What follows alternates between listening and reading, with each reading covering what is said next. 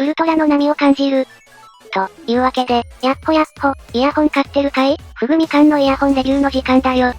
今回紹介するのは、C オーディオの新商品、C オーディオ夢アルトラ。同社が初めて発売したイヤホン、C オーディオ夢の仕様を継承する、定番の 2BAH ダイナミックドライバ構成のハイブリッド型イヤホンだ。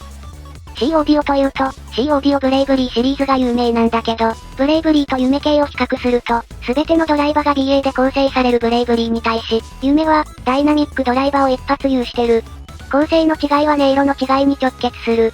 さらに、夢シリーズが採用しているダイナミックドライバの振動板は、LCP。液晶ポリマー振動板という素材で作られていて、LCP は、弾力のある音色、粘りのある残響感を出すイヤホンに使われてることが多い。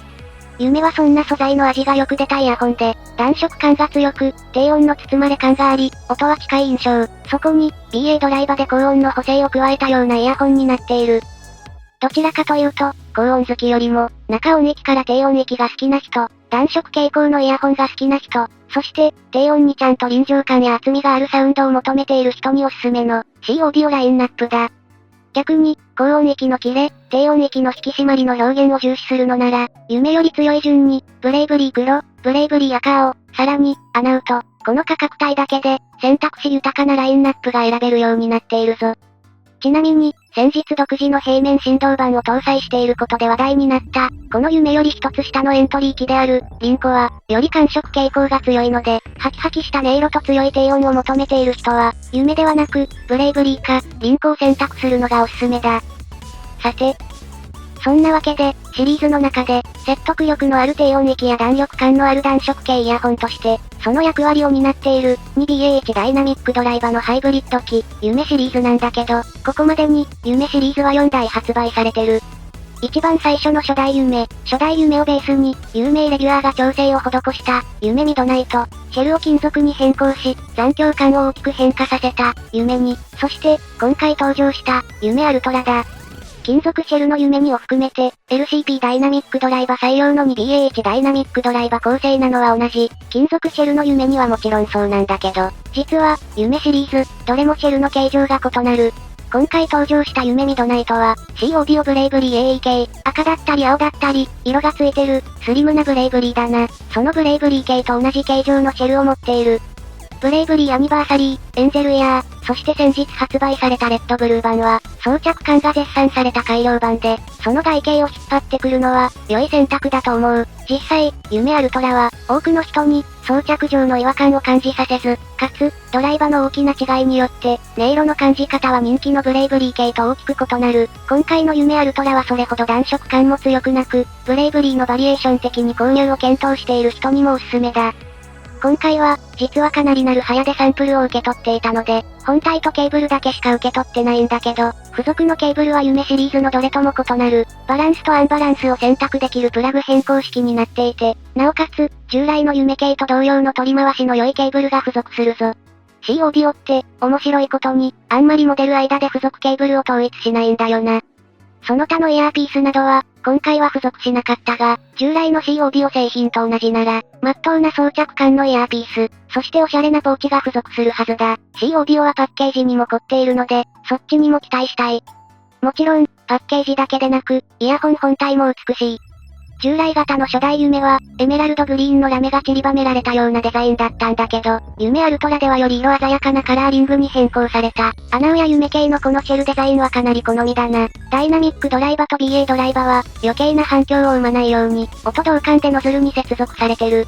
ここら辺も、この価格帯の樹脂シェルイヤホンとして標準的なデザインだ。ブレイブリー AE 系と、同形状の外形を持っているので、ドライバの違いや配置の違いがよくわかるんじゃないかな。遮音性は平均的、ドライバ背面にレジンが充填されておらず、軽めのシェルになっていて、このタイプのシェルは、遮音性に関しては、一般的なプラ製イヤホンとそんなに変わんない。一方、音漏れに関しては、ベントが上方に一つ開いている、平均的か、それ以下の音漏れ量で、優秀に感じたぞ。というわけで、装着感に関しては、C オーディオの中でも特別評価の高い、ブレイブリー AE 系のものを引き継いでいて、夢系の美しいフェイスプレートと、暖色系のドライバ構成を引き継いだイヤホンだ。音色について見ていこうか。COBIO 夢シリーズは、さっきも言った通り、夢アルトラを含めて4種類。初代夢、レギュラーチューニングの夢アルトラ、金属シェルの夢に、そして、この夢アルトラだ。金属系で別系統のシェルに枝分かれした夢にに対し、夢アルトラは従来型夢の後継、といった立ち位置。僕は夢シリーズのうち、夢のみしっかり聞き込んでないんだけど、夢アルトラは夢に近い印象を受けた。標準ケーブルも影響してるのかも。細めの銀メッキ線で、高音側のキレが上がる印象だ。似たような見た目のナイス HCK 無双を最初に組み合わせて聞いたら、高音域側が柔らかくなりすぎたので、ケーブルには高音側がシャープになるものを合わせるのをおすすめするぞ。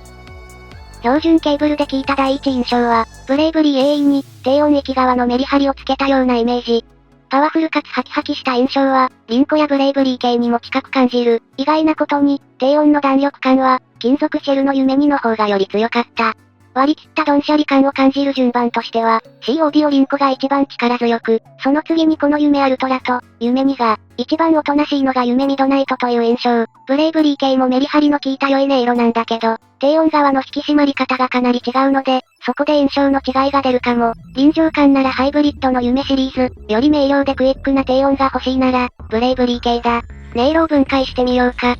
夢シリーズをウォームな順番に並べると、COBIO 夢ミドナイト夢アルトラ夢2となる。このうち、夢アルトラと夢2では金属音が明らかに力強く出るな。夢アルトラの高音域は、ブレイブリー系なんかに近い、シャープなものだ。初代夢とミドナイトではここがあまり主張してこなかった感じなので、ここが結構異なる。基本的には夢2に近く、その上でシェルが金属製か否かが大きく出てる印象だ。夢アルトラの高音域、特に金属音はかなりクリスプだ。しっかりスネアの音が高質で、ハイブリッドらしい高音域のキレが聞こえる。適正なケーブルと組み合わせてやれば、空間は拡張感があって広がりを感じられるぞ。